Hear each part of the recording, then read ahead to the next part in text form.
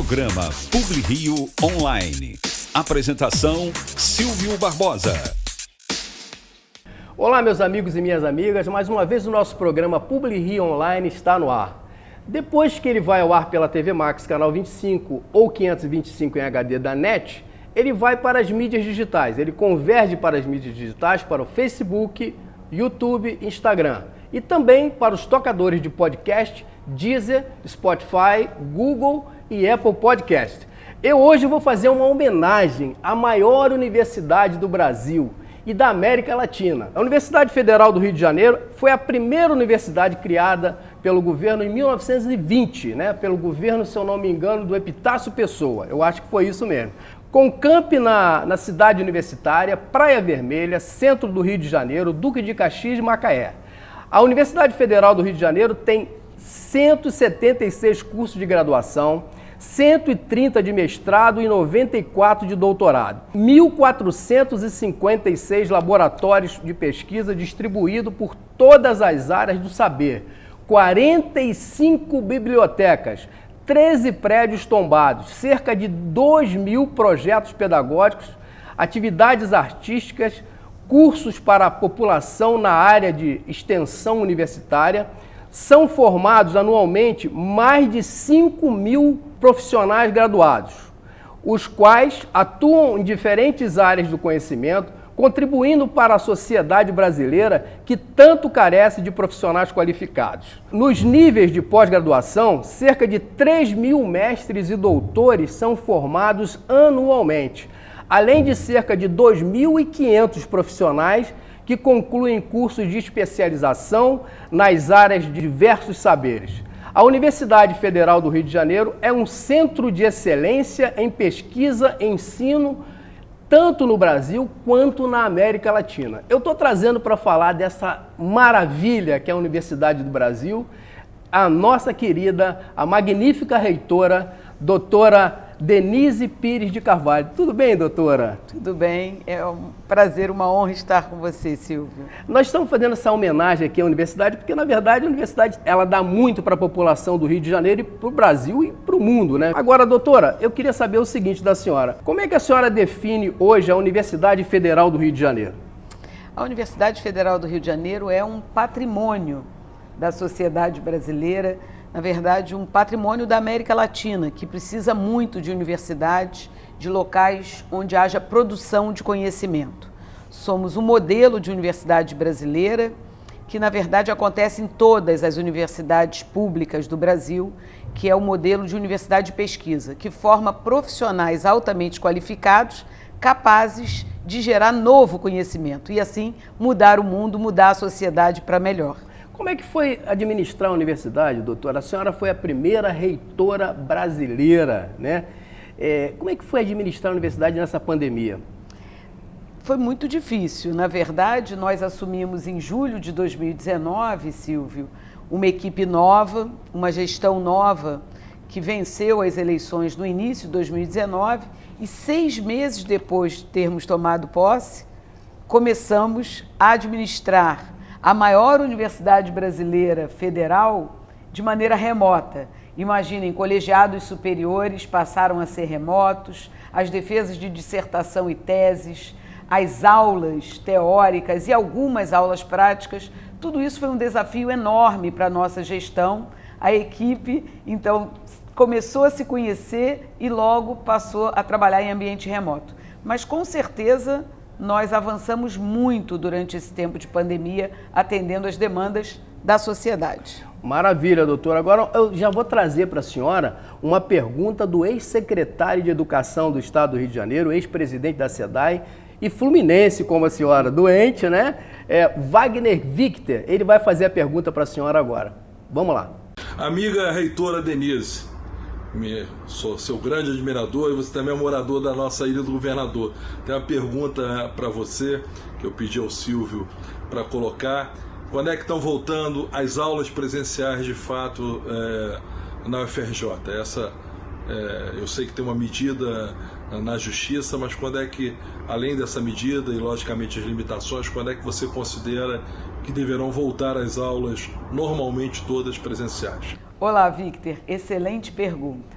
A Universidade Federal do Rio de Janeiro, quando decidiu suspender as atividades presenciais não essenciais, ela fez isso com embasamento técnico-científico. Nós temos um grupo de especialistas trabalhando nessa questão internamente, grupo esse que inclusive tem ajudado as secretarias municipal e estadual de saúde.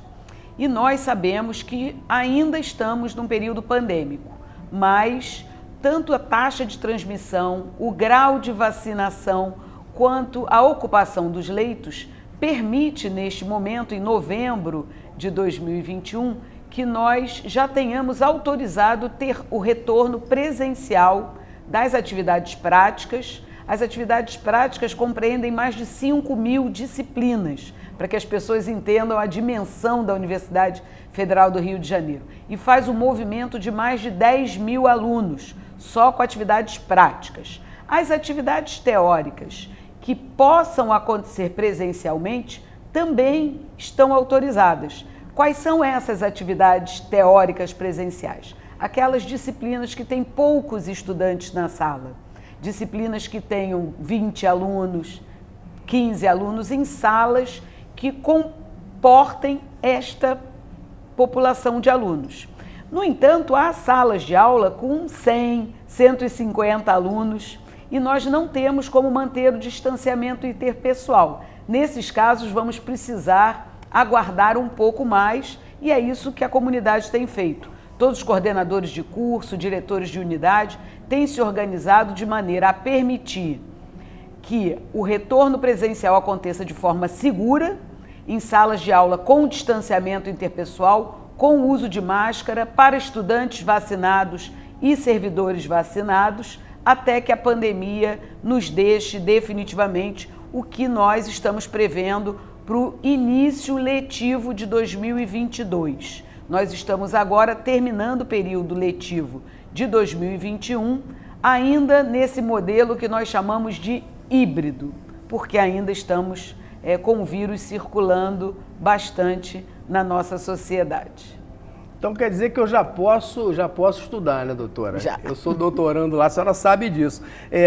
Meu orientador, inclusive, quero mandar um abraço para ele, o doutor Carlos Cossenza, professor, doutor, e também o meu co-orientador, que hoje em dia não tem mais co-orientador, né? São todos orientadores, né? O meu querido amigo Francisco Doria, um grande abraço para vocês dois. Eu queria saber da senhora o seguinte: recentemente a universidade passou por um grande corte de verbas.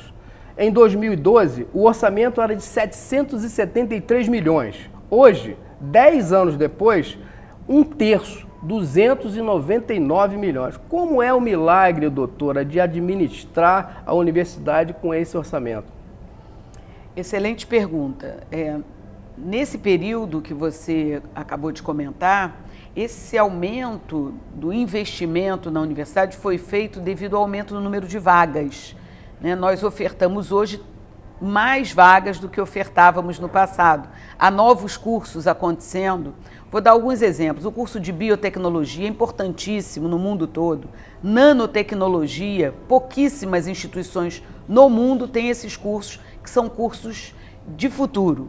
A universidade abriu, nós temos hoje mais de 30.000 alunos do que tínhamos há 10 anos atrás. A comunidade acadêmica é basicamente em torno de 100 mil pessoas, entre funcionários, alunos e tudo mais. 100 mil pessoas circulam no campus da cidade universitária. Caramba! Nós temos fixos, né, entre servidores contratados e estudantes, sem contar com os servidores terceirizados, cerca de 80 mil pessoas. Então é um município de médio porte, que na verdade corresponde ao município de médio porte, mas que na verdade está em mais de um município. Então é muito dificuldade de gestão. Se fosse a população de Paraty junto da população de lá da região dos lagos, ali de Arraial do Cabo, por exemplo. Exatamente. Imaginem um município desses com um orçamento 3 vezes menor. Caramba! Como é que fazer? Foi, doutora? Como é Não, que é foi? muito difícil. Nós tivemos que cortar contratos de limpeza, de segurança, e é muito grave, né? Porque os nossos prédios tombados, nossos equipamentos, laboratórios precisam de segurança. Então, muitos roubos vêm acontecendo, infelizmente, o que é quase impossível da gente impedir devido aos cortes nos contratos de segurança que foram necessários. Então, para que a população tenha uma ideia, durante este ano pandêmico, houve uma queda no consumo de energia elétrica e também no uso de água. Sim. Mas essa queda ela foi de 20% apenas. O que isso demonstra? Isso demonstra que nós somos uma universidade que não parou. Né? A universidade tem, num ano pandêmico, 20% a menos de conta de água e de luz. Por quê? Porque os laboratórios continuaram funcionando. A pesquisa Os hospitais continuaram funcionando, a pesquisa continuou. É uma universidade que funciona não somente com salas de aula, entende? É verdade. Então, como que uma instituição que, na verdade, demanda mais verba devido à pandemia e também devido aos novos laboratórios, porque a gente precisa criar novos laboratórios. Laboratórios hoje que estão trabalhando com coronavírus, que antes não trabalhavam. Né? Temos uma vacina, o FRJ-VAC, em fase final de desenvolvimento. Um orgulho para nós, né, doutora? Um orgulho para a sociedade brasileira, verdade. Mas com muita dificuldade devido aos cortes orçamentários. Então, nós estamos com um contrato, por exemplo, a Light, né? Nós devemos a Light e financiamos a dívida. É muito triste para uma universidade que é na verdade, uma instituição do Estado brasileiro financiar dívida para o pagamento da conta de luz, da conta de água. É realmente terrível. É muito ruim. Agora, doutora, uma coisa que eu fiquei pensando aqui comigo, em 2018, eu estava assistindo a televisão, aí o que aconteceu, doutora? O Museu Nacional pegando fogo, setembro de 2018. Aquilo cortou meu coração, acho que cortou o coração de todas as pessoas. Como é que a senhora ficou e como é que está a obra de construção do novo Museu Nacional? Na verdade, Silvio, eu chorei naquela noite, né? Terrível. Acho que todos nós, né? Toda a população brasileira chorou. Eu chorei porque, na verdade, visitava muito o Museu Nacional com as minhas filhas, com os meus sobrinhos. A Quinta da Boa Vista, aquele lugar incrível. Maravilhoso. E, bom, assumi em julho de 2019, nós tínhamos, na verdade, uma verba destinada pela bancada de deputados federais para a restauração do Paço Imperial, da ordem de 55 milhões. O Ministério da Educação havia enviado cerca de 5 milhões para a cobertura do museu e era mais ou menos isso. Com um orçamento de reconstrução em mais de 300 milhões, isso não daria para reconstruir. Então, eu fui procurada pelo Instituto Vale, que agora é Instituto Cultural Vale, a Fundação Vale, para que iniciássemos, junto com a Unesco, um novo modelo de gestão e organização para prosseguir com esse projeto que se chama Museu Nacional Vive. Então, nós temos hoje a Vale, a empresa Vale, o Bradesco, maravilha, o BNDES, que são os patrocinadores Platino, que cada um deles destinou 50 milhões para o museu, mais a emenda de bancada federal, mais a Alerj, né, na figura do seu presidente André Siciliano, que destinou de início 20 milhões, agora são 40 milhões também para a reconstrução do Paço. E eu vou anunciar que nesta sexta-feira, pela manhã, dia 12 de novembro, se iniciam as obras de restauração da fachada e da cobertura do telhado do Paço Imperial. Os laboratórios do Museu Nacional estão sendo construídos num novo campus, que é o campus de pesquisa e ensino do Museu Nacional, num terreno próximo à Quinta da Boa Vista, e as obras do Horto e da Biblioteca, que também compõem o Museu Nacional, estão quase terminando. Portanto, o projeto ele vem sendo desenvolvido desde agosto de 2019, quando os parceiros começaram a entrar. Faço aqui um apelo para que outros parceiros cheguem. Venham, pode chegar, né? É um modelo muito transparente de gestão, com um comitê executivo, um comitê de governança e sustentabilidade, um comitê internacional, que nós denominamos comitê institucional, e a gente espera poder abrir para a sociedade o Museu Nacional em 2026. Mas em 2022 inaugurar a fachada do primeiro bloco. Inclusive, eu quero botar o e-mail aqui para quem quiser ajudar a universidade, efetivamente, pode entrar em contato com esse e-mail que a reitora está passando, para a gente entrar em contato com você. Então vamos aos comerciais e daqui a pouquinho a gente volta batendo um papo aqui com a reitora, com a magnífica reitora da UFRJ, a doutora Denise Pires de Carvalho. Daqui a pouquinho. Programa PubliRio Online. Apresentação Silvio Barbosa. Eu vim aqui para recomendar a você, se você quer comprar móveis de escritório, tem uma loja que é sinônimo de qualidade há mais de 30 anos. É a CVL Móveis. Ela fica ali na Barão de São Félix, com o número 18. CVL Móveis, você encontra tudo para móveis de escritório e home office também. CVL Móveis, sinônimo de qualidade. Rua Barão de São Félix, número 18, Centro. É só chegar lá. Eu estou conversando aqui com a doutora da Universidade Federal do Rio de Janeiro, a melhor do Brasil, né? A doutora Denise Pires de Carvalho. Doutora, a gente estava batendo um papo aqui ainda há pouco, meu Deus do céu, eu pensei, e o Canecão, doutora, vai voltar ou não vai voltar? Porque parece que é a área da instituição, né? Aquele terreno é da Universidade Federal do Rio de Janeiro. Infelizmente, o Canecão ele foi devolvido à universidade, o antigo Canecão foi devolvido à universidade há mais de 10 anos, mas nada foi feito com relação a isso. Esse prédio ficou abandonado durante esse período e hoje está condenado. E nós descobrimos, né, depois que eu assumi, que aquele terreno onde ficava o antigo Canecão é um terreno que não tem autorização para ter um equipamento cultural. Então, a primeira coisa foi conversar com o atual prefeito, o prefeito Eduardo Paes, para que um projeto de lei fosse elaborado para que um equipamento cultural possa funcionar naquele terreno.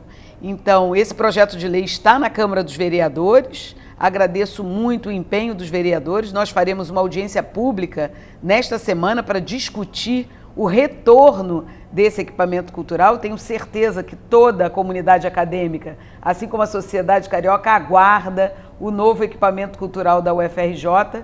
Se os vereadores aprovarem o projeto de lei que permite o funcionamento de um equipamento cultural naquele terreno, nós vamos poder, então, devolver o equipamento cultural para o Rio de Janeiro. Hein, doutora? Que maravilha. Eu fico feliz, A senhora falou logo na sua posse, doutora, que a senhora estava, na verdade, a senhora colocou que as metas da sua posse seria a diminuição da taxa de evasão na universidade e também fomentar a criação de startup. Como é que está essa situação hoje, doutora? Passou 2019 para cá, apesar da pandemia. Então, apesar da pandemia, com relação à evasão e retenção, realmente o que nós queríamos, que era instituir grupos de trabalho em cada centro, porque as taxas de evasão e retenção, elas são muito diferentes nas áreas do conhecimento da universidade. Então, primeiro a gente precisava fazer esse diagnóstico. Quais os principais motivos, para além dos motivos socioeconômicos, que são os principais, nós sabemos, né? Os estudantes permanecerem na universidade é difícil, porque nós temos, infelizmente, muita desigualdade social no nosso país. Nós hoje temos o panorama de todas as taxas de evasão e retenção por curso, porque um grupo de trabalho está montado na pró-reitoria de graduação, mas ainda não de forma capilarizada. Isso vai precisar ser feito no presencial, para que a gente, então, possa implantar programas contra a retenção e evasão, com aumento de mobilidade entre os cursos, enfim. Várias são as nossas ideias que não puderam ser colocadas em prática. Com relação à questão da outra meta, né, que é muito importante, nós sabemos que nos países desenvolvidos, o ambiente universitário, o ambiente de produção de conhecimento, ele precisa estar associado a esse ambiente de inovação, para que haja mais geração de emprego e renda, que é o que todos nós queremos. Então, essa semana mesmo, agora, nessa segunda semana de novembro, nós vamos inaugurar a Inovateca da UFRJ. Oh, que maravilha, hein? Lá no nosso Parque Tecnológico. Só tem notícia boa. Anuncio aqui a inauguração da Inovateca da UFRJ, com realmente... Esse mês, então, de esse novembro. mês, agora. Que maravilha. Olha só tem notícia boa aqui que a reitora está passando para nós. Agora, doutora, eu queria saber o seguinte, a senhora tem de cabeça assim, uma lista de pessoas que se tornaram notáveis, que fizeram o FRJ? Eu lembro de um, que foi o ex-ministro do Supremo Tribunal Federal, que foi o Marco Aurélio, se eu não me engano, e a senhora pode falar outros aí, doutora. Sim, o ministro Marco Aurélio Mello, formado na nossa Faculdade Nacional de Direito, o arquiteto Oscar Niemeyer, Olha por que exemplo. maravilha, hein? Show de bola. É egresso da nossa universidade, mas muitas são as personalidades que são egressas da Universidade Federal do Rio de Janeiro, personalidades do passado e do presente. Vejam que nesse momento nós temos a presidência da Academia Brasileira de Letras, é um professor da Universidade Federal do Rio de Janeiro, professor Marco Lucchesi, da Faculdade de Letras, presidente da Academia Brasileira de Ciências, professor Luiz Davidovich, que é físico, do Instituto de Física da UFRJ, e até o ano passado a Sociedade Brasileira para o Progresso da Ciência era presidida pelo professor Ildeu, também do Instituto de Física. Então, no presente, 3 professores da UFRJ... Se a senhora ficar falando aqui, vai ficar até amanhã, né, doutora? Com certeza. Mas, doutora, quero botar um vídeo aqui que eu vi da TV Globo no aniversário da universidade, que mostra bem como é que está a evolução da nossa instituição. Vamos ver esse vídeo, doutora? Vamos sim.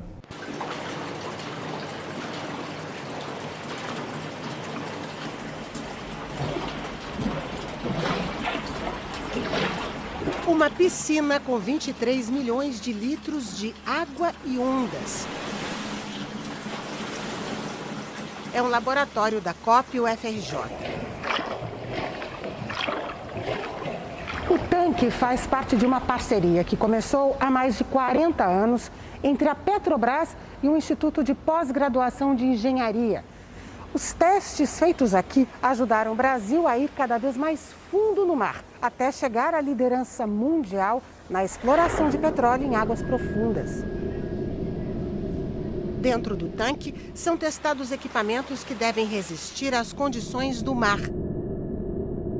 Nós estávamos preparados para ajudar, nós estávamos preparados para contribuir cientificamente. Se nós não tivéssemos o pré-sal, o Brasil hoje estaria importando mais do que 50% do seu consumo. Estaríamos numa condição financeira muito séria. O conhecimento para chegar até o petróleo também serve para produzir energia elétrica com as ondas do mar. Os pesquisadores da COP criaram a usina que funcionou 2 anos no Ceará e trabalham no projeto de outra aqui no Rio, na Ilha Rasa, a 14 quilômetros de Copacabana. Buscando fontes de energia limpa, os cientistas da UFRJ também inventaram este trem de levitação magnética e o ônibus movido a hidrogênio. Isso tudo são tecnologias que trazem negócios junto, elas podem proporcionar riqueza. Nós somos aliados da sociedade brasileira. Sempre que nós somos chamados, nós damos respostas rápidas, efetivas e apaixonadas. As respostas aos chamados da pandemia foram testes mais eficientes e mais baratos. Ventiladores pulmonares que custam cerca de R$8 mil, preço 10 vezes inferior ao que tem sido cobrado por um equipamento importado. Os ventiladores já foram usados com sucesso em 5 pacientes do Hospital Universitário Clementino Fraga Filho, onde já ficaram internadas mais de 400 pessoas com suspeitas de Covid-19. Além das doações em dinheiro, um time de voluntários contribuiu fazendo concertos e obras. Bom, doutora, eu quero saber o seguinte, tem algum governo em que a Universidade Federal do Rio de Janeiro passou sem ter uma crise, uma greve? Teve algum governo aí nesse ínterim? A última grande greve da universidade, se eu não estou enganada, foi em 2015. Muitos desses movimentos de greve foram decorrentes da falta de valorização do ambiente acadêmico, falta de valorização da carreira de servidor técnico, da carreira de servidor docente e também devido ao fato de não termos o orçamento adequado para o nosso funcionamento. Então, essas crises que acontecem, elas são naturais porque aquela autonomia universitária que está prevista no artigo 207 da Constituição Federal, ela jamais foi regulamentada no país. Então, nós temos apenas as universidades estaduais de São Paulo com a sua autonomia financeira. Há 30 anos, um pouco mais agora, as universidades estaduais de São Paulo passaram a ter um orçamento garantido, que é um percentual do ICMS do Estado de São Paulo. Com as universidades federais, não somente com a UFRJ, todas as universidades federais, apesar de estar prevista a autonomia financeira, nós não temos orçamento garantido e, portanto, não temos autonomia financeira. Por que não temos esse orçamento garantido? Porque não há uma discussão, uma regulamentação. Qual a planilha? O que garante o orçamento da universidade? É o número de estudantes que se formam, é o número de estudantes da graduação, da pós-graduação, é o número de laboratórios, é o número de artigos publicados, de patentes, o que deve ser usado nessa matriz que define o orçamento, né? Então, nós não temos isso para as universidades federais, qual a planilha que garante o orçamento para nós. E isso gera crises, porque somos instituições de Estado, né? Por isso estamos na Constituição Federal. No entanto, dependemos dos diferentes governos, o que é péssimo para uma instituição de Estado. Agora, doutora, me diz uma coisa, esse ministro que entrou agora, o ministro Milton Ribeiro, que é o terceiro ministro nesse governo, né? Ele tem feito, assim, colocações surpreendentes, né? Aí eu pergunto, isso é uma prova de que a educação, doutora, está em crise? A educação está em crise, me lembrou a Darcy Ribeiro. Darcy Ribeiro dizia que a crise na educação não é crise. A crise na educação brasileira não é crise, é um projeto. Que projeto é esse? É um projeto que o Brasil deve abandonar, né? Esse projeto que inclui a crise no sistema educacional brasileiro, ele precisa ser abandonado sob pena do Brasil continuar um país periférico, um país que vai ser um país, uma nação colônia de exploração, como foi, né, desde 1500. É verdade. E esse modelo de país colônia de exploração, ele deveria ter terminado no século XIX, né, quando começa o projeto de Brasil como uma nação independente, autônoma.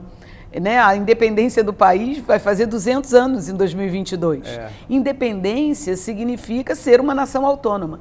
Nenhuma nação é autônoma sem um sistema educacional forte, sem uma educação de qualidade, que é garantido pelas instituições públicas, mas que infelizmente não vem sendo valorizado pela sociedade, pelos governos, e nós precisamos refletir sobre isso, né? Se fala muito em polarização política e eu gosto de me afastar dessa questão da polarização política que diz respeito a governos. Nós, brasileiros, precisamos nos unir em torno de um projeto para o país, um projeto de país autônomo e verdadeiramente independente, com a maior parte dos seus jovens educados no nível superior, por que não na pós-graduação, e nós temos, infelizmente, ainda menos de 1/4 dos jovens entre 18 e 24 anos ingressando no ensino superior.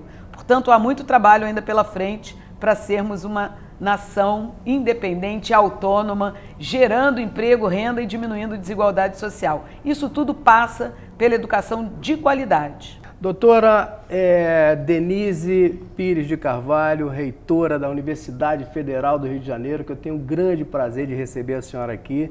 Muito obrigado pela sua entrevista, que tudo corra bem lá nessa gestão, na sua gestão, e se eu pudesse votar, eu votaria na senhora.